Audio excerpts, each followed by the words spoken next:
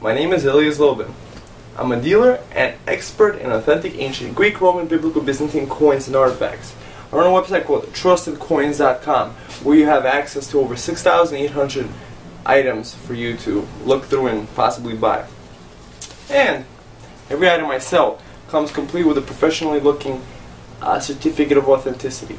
Every item that I sell comes with a lifetime guarantee of authenticity and, of course, my signature. I've identified over 28,000 authentic ancient coins and artifacts over the years.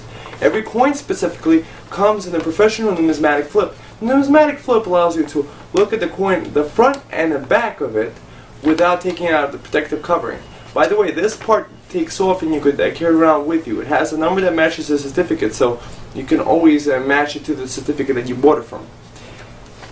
With the description is professionally done. Many times it's complete with a professional numismatic reference or collection. In the back you get the historical context of the item that you have purchased. So whether you're brand new to the collecting field, you would like to learn more, or if you believe, as I believe, that this is a fantastic investment that most people just don't really know about, you may want to visit my site, trustedcoins.com. Today I'm going to be discussing Isis, the ancient Greek Egyptian goddess.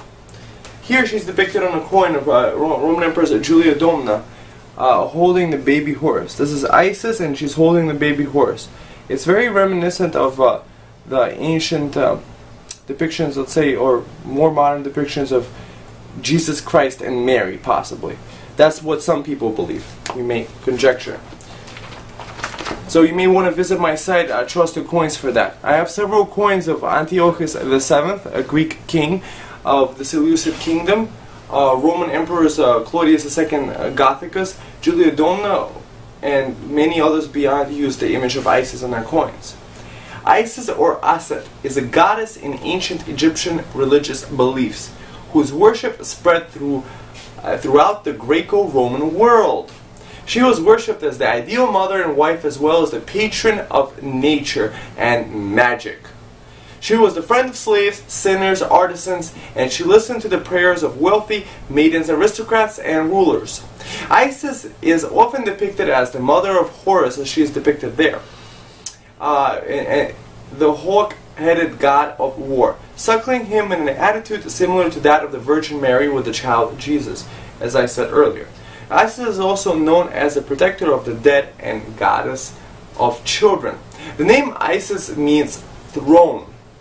Her headdress is a throne. She was an important representation of the pharaoh's power. The pharaoh was depicted as her child, who sat on the throne she provided.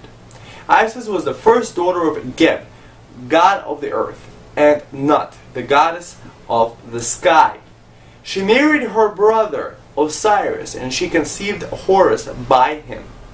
Isis was instrumental in the resurrection of Osiris when he was murdered by Set. Using her magical skills, she restored his body to life after having gathered the body parts that had been strewn about the earth by Set. It was believed that the Nile River flooded every year because of the tears of sorrow which Isis wept for Osiris. Osiris' death and rebirth was relived each year through rituals. During the Old Kingdom of Egypt period, Isis was represented as the wife or assistant to the deceased pharaoh. By the New Kingdom period, she was seen as the mother of the pharaoh and was often depicted breastfeeding the pharaoh. Later, due to her attributes as a protector and mother, she became the patron goddess of sailors, who spread her worship with the trading ships circulating the Mediterranean Sea. Following the conquest of Egypt by Alexander the Great, worship of Isis spread throughout the Greco-Roman world. After Julius Caesar's assassination, a temple in honor of Isis had been decreed. Augustus suspended this and tried to turn Romans back to the Roman deities who were closely associated with the state. Eventually, the Roman Emperor Caligula abandoned the Augustan wariness toward what was described as Oriental cults, and it was in his reign that the Isaic festival of Navigium Isidis was established in Rome. Caligula donned female garb and took part in the mysteries he instituted. Vespasian, along with Titus, practiced incubation in the Roman Iseum. Domitian built another Iseum. Trajan appears before Isis and Horus, presenting them with votive offerings of wine. Hadrian decorated his villa at Tibur with Isaic scenes. Galerius regarded Isis as his protector. The religion of Isis drew converts from every corner of the Roman Empire.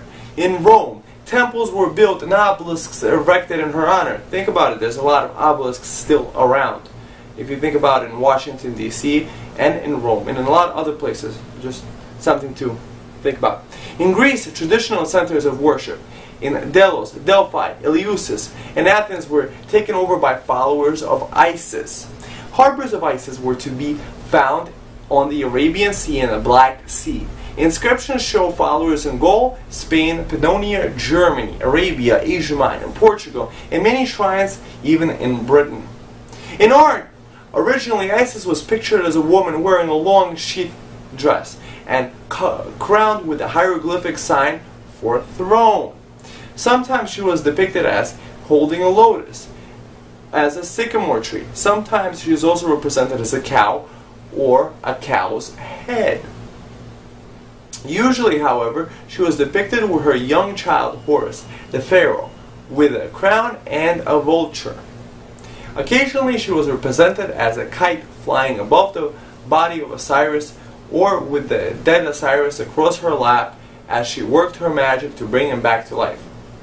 Also, Cleopatra, the mistress of Julius Caesar and Mark Antony, considered herself as the reincarnation of Isis. So the history of this is rather interesting, so you may want to check out my store in trustedcoins.com to find depictions of Isis and others beyond. Thank you.